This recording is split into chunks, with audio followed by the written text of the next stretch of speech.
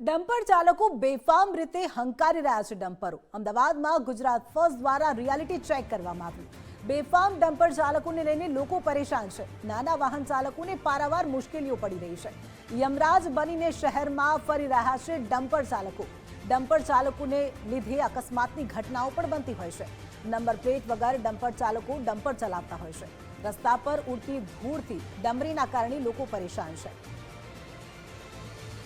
જો તમે અમદાવાદ શહેરની અંદર વાહન ચલાવો છો તો તમે વાહન તમારું સાવચેતીથી ચલાવજો, કેમ કે અમદાવાદની અંદર યમરાજ બનીને ફરતા ડમ્પર ચાલકો જે છે તે પોતાનું બેફામ ડ્રાઇવિંગ જે છે તે કરી રહ્યા છે। કોઈ પણ પ્રકારના નિયમનું જે છે તે પાલન નથી થતું।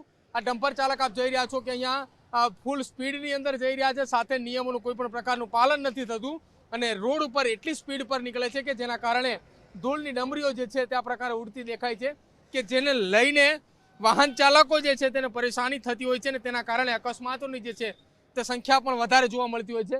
અહીંયા ચાલતા જેટલા પણ ડમ્પર જે છે તે કોઈ પણ પ્રકારના નિયમોનું પાલન ના થતું હોય તેવું લાગી રહ્યું છે। સીટ બેલ્ટ પણ નથી લગાવતા અને વાહન ચલાવતી વખતે ડમ્પર ચલાવતી વખતે ફોન પર જે છે તે વાત કરતા હોય છે। આપ જોઈ શકો છો એક જ મોટી સંખ્યામાં જે ડમ્પર ચાલકો અહીંથી પસાર થતા હોય છે, આ તમામ લોકો નિયમોનું કોઈ પણ પ્રકારનું પાલન ના કરતા હોય તેવું લાગી રહ્યું છે। અને બીજી તરફ સરકાર દ્વારા જે નિયમો બનાવવામાં આવ્યા છે તે નિયમોનો આ જ ડમ્પર ચાલકો જે છે તે વિરોધ નોંધાવી રહ્યા છે, કેમ કે પોતાની જે સજા જે છે તેની અંદર વધારો થયો છે, જેના કારણે આ તમામ ડમ્પર ચાલકો વિરોધ કરી રહ્યા છે। ચાલુ ફોને વાત કરવી, સીટ બેલ્ટ ના પહેરવો અને સાથે તંત્ર દ્વારા બનાવેલા નિયમોનું કોઈ પણ પ્રકારનું પાલન જે છે ત્યાં વાહન ચાલકો નથી કરી રહ્યા અને બેફામ વાહન ચલાવીને જે ટુ વ્હીલર ચાલકો જે છે તેને ખોટી રીતે હેરાનગતિ કરવાનો જે છે તે અમદાવાદની અંદર આ પ્રકારના ડમ્પરો જે છે તે ડમ્પર ચાલકો જે છે તે વર્તણૂક કરી રહ્યા છે। કેમેરામેન વિકી ઠાકોરની સાથે પ્રદીપ કચ્છિયા, ગુજરાત ફર્સ્ટ, અમદાવાદ। રાજ્યભરની અંદર ટ્રક ચાલકો દ્વારા જે સરકારના નવા કાયદાને લઈને જે વિરોધ નોંધાવવામાં આવ્યો હતો તેને લઈને અમદાવાદીઓ જે છે તે આપણી સાથે છે, તેમની સાથે જ વાત કરીશું કે શું કંઈ કહી રહ્યા છે આ નવા કાયદાને લઈને, કેમ કે ટ્રક ચાલકો જે વારંવાર જે અકસ્માત કરીને ફરાર થઈ જતા હતા, ટ્રક ચાલકો જે છે તે જ્યારે રોડ ઉપર નીકળતા હોય છે ત્યારે બેફામ વાહનો ચલાવતા હોય છે અને અકસ્માત કરીને ફરાર થઈ જતા હોય છે। સરકારના નવા નિયમોનો જે છે તે વિરોધ કરી રહ્યા છે। આપ શું માનો છો આ નવા નિયમોને લઈને? ખરેખર ટ્રક ડ્રાઈવરો અને હેવી વાહનોવાળા આ સરકારના કોઈ કાયદાને માન આપતા નહોતા, જેનાથી આ નવો કાયદો આવ્યો છે, જેનાથી એ લોકોને અંદર ડર પેદા થશે અને ડરને કારણે આમ આદમીની જીવન બચશે। 100%ની વાત છે।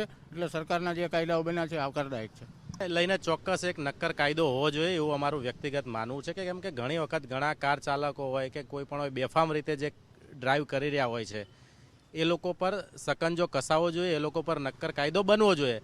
પણ ઘણીવાર એક્સિડન્ટની વ્યાખ્યા એક્સિડન્ટ કહેવાતું હોય છે, એટલે એવા કિસ્સાની અંદર માનવતાની રાહે પણ જોવું જોઈએ। 10 વર્ષની સજાને કાયદો કર્યો છે એ આવકારદાયક છે, એનો વિરોધ કરવો યોગ્ય નહીં। ટ્રક ચાલકો માટે બીજી કોઈ વ્યવસ્થા કરી એ ગવર્મેન્ટને વિનંતી કરું। બિલકુલ, અમદાવાદ શહેરના પૂર્વ વિસ્તારની અંદર સૌથી વધારે જે છે તે બેફામ આ વાહનો જે છે તે ચાલતા જોવા મળે છે। ડમ્પર ચાલકો પણ જે છે તે ચાલતા જોવા મળે છે। શું કહેશો તેને લઈને? પણ તેની સામે કાર્યવાહી તો થવી જ જોઈએ ને?